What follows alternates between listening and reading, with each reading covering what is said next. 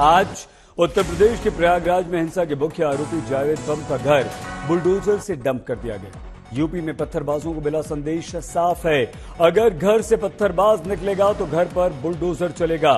जावेद के घर को 3 बुलडोजरों ने 4 घंटे में धूल में मिला दिया। अच्छी खासी ईंटों पर खड़ा मकान अब टूटे हुए ईंट पत्थरों का मलबा बन गया। आज जावेद का घर था, लेकिन 36 और मकान बुलडोजर की जद में आ सकते हैं। उत्तर प्रदेश पुलिस ने पत्थरबाजों पर कड़ी कार्रवाई करते हुए 304 पत्थरबाजों को गिरफ्तार भी किया। प्रयागराज में 36 पत्थरबाजों की अवैध संपत्ति की लिस्ट बनाई जा चुकी है।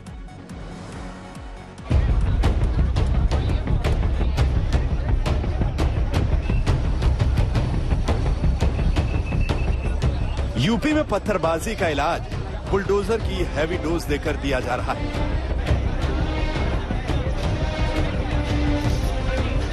ये उठा बुलडोजर का नुकीला हाथ और इसने मकान के मेन गेट को उखाड़कर पटक दिया।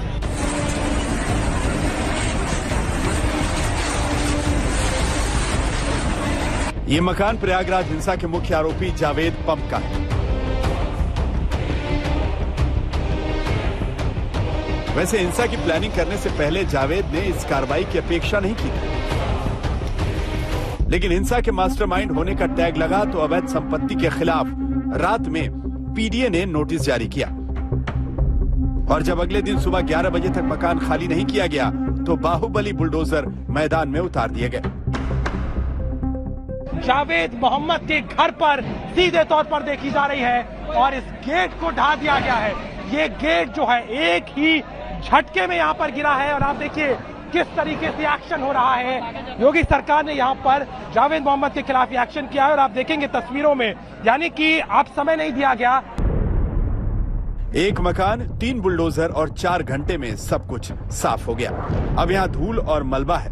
बुलडोजर की कार्रवाई देखने वालों से ज्यादा इस कार्रवाई को पूरी करने वाले पुलिस कर्मियों की तैनाती थी। पुलिस को हंगामा होने का शक था। सभी अधिकारियों को स्पष्ट निर्देश हैं कि उपलब्ध साक्ष्यों, वीडियो और फोटोग्राफ्स के आधार पर ही कार्रवाई करनी है। किसी भी हालत में किसी निर्दोष के विरुद्ध कार्रवाई न हो, लेकिन कोई भी दंगाई बचने न पाए, इस सिद्धांत पे हम लोग कार्य कर रहे हैं और इनके विरुद्ध कठोर कार्रवाई की जाएगी। धाराएं अब की बार ऐसी लगाई गई हैं जिससे कि इनको काफी दिनों तक हम लोग जेल के शिकंजों में रखेंगे। जावेद बम के अवैध मकान पर बुलडोजर का डबल अटैक हुआ और मकान को मलबा बनने में ज्यादा देर नहीं लगी।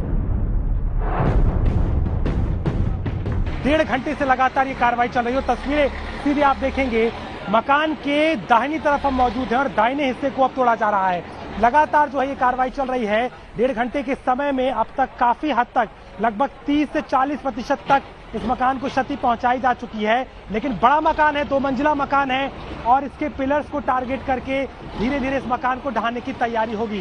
हिंसा के मुख्य आरोपी का घर गिराने के लिए अलग अलग प्रकार के बुलडोजर मंगाए गए थे। एक बुलडोजर ने नुकीले पंजे से दीवार में छेद कर मकान को गिराया, तो दूसरे बुलडोजर के विशाल पंजों ने घर को कुछ वार में ही कमजोर कर दिया।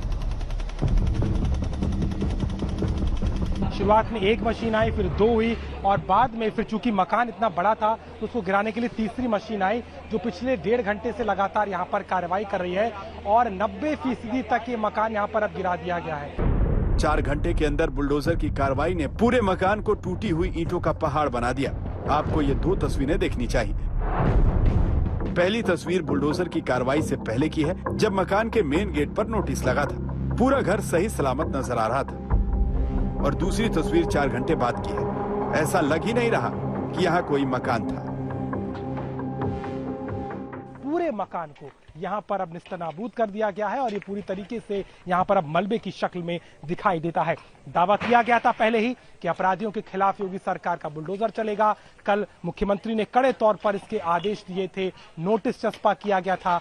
प्रयागराज हिंसा के मामले में पुलिस अब तक 90 से ज्यादा पत्थरबाजों को गिरफ्तार कर चुकी है। इस मामले का मुख्य आरोपी जावेद बम भी पुलिस की गिरफ्त में है। बुलडोजर की कार्रवाई पर जावेद की बेटी आफरीन काफी गुस्से में। presence of bulldozers and JCBs across around the town, and this is not just about my house and my family. It's happening to a lot of houses in Allahabad, a lot of Muslim houses in Allahabad, a lot of Muslim activists such as my father are being harassed, are being intimidated, and we fear that our house will be bulldozed or that our house will be demolished.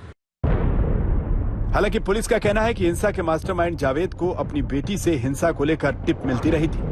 Police इस angle की भी जांच कर रही है कि जावेद को किस तरह के निर्देश मिल रहे थे।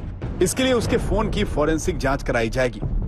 पुलिस की धरपकड़ से डरकर और बुलडोजर की कार्रवाई से घबराकर अटाला, करेली और उसके आसपास के इलाकों के उपद्रवियों ने घर छोड़ दिया है। सीसीटीवी से पहचान करने के बाद उपद्रवियों के घर दबिश देने गई पुलिस को घरों में केवल महिलाएं ही नजर आईं। कई इलाकों में हालात ये हैं कि घरों पर ताले लटके हुए हैं। प्रयागराज से अभिषेक मिश्रा के साथ आज तक ब्यूरो। शुक्रवार को हुई हिंसा के बाद उसके अगले 2 दिन पूरे पुलिस विभाग का एक ही उद्देश्य था और वो था हिंसा में शामिल पत्थरबाजों की पहचान की जाए और उन्हें गिरफ्तार किया जाए। सीसीटीवी में जो दिखा उसका पुलिस रिकॉर्ड खंगाल रही है, उसका खाता खुल गया, पहचान के साथ कार्रवाई का डंडा चला तो अब तक 300 से ज्यादा पत्थरबाजों को पूरे उत्तर प्रदेश से गिरफ्तार कर लिया गया। हिंसा के मामले में पुलिस अब आगे क्या करने जा रही है, इस पर हम ADG law and order Prashant Kumar से आज तक की यह खास बातचीत आपको सुनवाते हैं। प्रशांत जी, अब तक कुल कितनी अरेस्टिंग हो चुकी हैं जो यूपी में अलग अलग जिलों में हिंसा हुई है और क्या अपडेट है? अब तक 304 लोगों की गिरफ्तारी आज सुबह तक हो चुकी है, जो कि 10 तारीख की हिंसा से संबंधित है। उसके पूर्व कानपुर के हिंसा के संबंध में गिरफ्तारियां पूर्व में की जा चुकी हैं। सभी अधिकारियों को स्पष्ट निर्देश हैं कि उपलब्ध साक्ष्यों, वीडियो और फोटोग्राफ्स के आधार पर ही कार्रवाई करनी है। किसी भी हालत में किसी निर्दोष के विरुद्ध कार्रवाई न हो, लेकिन कोई भी दंगाई बचने न पाए, इस सिद्धांत पे हम लोग कार्य कर रहे हैं और इनके विरुद्ध कठोर कार्रवाई की जाएगी। धाराएं अब की बार ऐसी लगाई गई हैं जिससे कि इनको काफ़ी दिनों तक हम लोग जेल के शिकंजों में रखेंगे और प्रॉपर तरीके से हम इस केसेस की पैरवी करेंगे। इस पे गैंगस्टर के भी केसेस लगाएंगे तथा इनके द्वारा जो राजकीय और निजी संपत्ति को क्षति पहुंचाई गई है उसकी वसूली भी हम इनसे करवाएंगे। मेन एक्यूज आप लोगों ने बनाया है, जैसे प्रयागराज में जावेद को बनाया है, कानपुर में हयात को बनाया है, तो क्या जो मेन एक्यूज जहां से जड़ जहां पे है आप लोगों ने उसको पकड़ा है, उसको अब आप और आगे कैसे ले जाएंगे कि बाकी दोबारा ये चीज़ ना रिपीट? वो लगातार हमारी बात पहले भी हो रही थी और धर्मगुरुओं से लगातार वार्ता चल रही है और पुलिस और प्रशासन हमेशा यही प्रयास कर रही है कि हमारा संवाद से ही समाधान निकल जाए, लेकिन इसके बावजूद कुछ लोग जानबूझ के माहौल को खराब करना चाह रहे हैं और शांति व्यवस्था और लोक व्यवस्था किसी भी कीमत पे भंग नहीं होने दी जाएगी। सर, पुलिस पर भी अटैक हुए हैं, कई जवान घायल हुए हैं, क्या पुलिस, क्योंकि पुलिस डायरेक्टली मॉब पर अटैक नहीं कर सकती है, क्या डायरेक्शंस दिए गए, इस चीज़ से कैसे निपटा जाएगा? पुलिस के ये अगर कोई क्रिमिनल की तरह पुलिस बिहेव नहीं कर सकती। पुलिस अपने बताए हुए तरीके से प्रॉपर ट्रेनिंग के हिसाब से सभी की ब्रीफिंग पहले से की जाती है कि रेस्ट्रेंट बरतना है और उसके बाद ही कार्रवाई हो रही है और अब तक पुलिस ने भरी धैर्य का परिचय दिया है और बाय एंड लार्ज चीज़ें शांतिपूर्ण रही है और हम आगे भी इसी तरीके से सबका सहयोग लेके शांतिपूर्ण तरीके से इस तरह के धरना प्रदर्शन को समाप्त करें। मेरा एक आखिरी सवाल है आपसे, सीएम के साथ भी मीटिंग्स आपकी लगातार चल रही, क्या डायरेक्शन दिया जा रहा है टॉप से? शासन के जो निर्देश होते हैं वहाँ से प्रेस विज्ञप्ति जारी होती है। इस संबंध में इस तरह से कहीं पे बताना उचित नहीं है। शासन के जो निर्देश हैं वहाँ से प्रेस विज्ञप्ति जारी हुई है डिटेल और जो भी निर्देश है शासन के उस हिसाब से ही कार्रवाई आगे की जा रही है। बहुत बहुत शुक्रिया सर। तो ये थे हमारे साथ ADG law and order Prashant Kumar. इनका साफ कहना है कि कोई भी बख्शा नहीं जाएगा, जो भी इसमें इन्वॉल्व है किसी भी निर्दोष पर कार्रवाई नहीं की जाएगी। कैमरामैन नीरज कुमार के साथ समर्थ श्रीवास्तव, लखनऊ आज तक।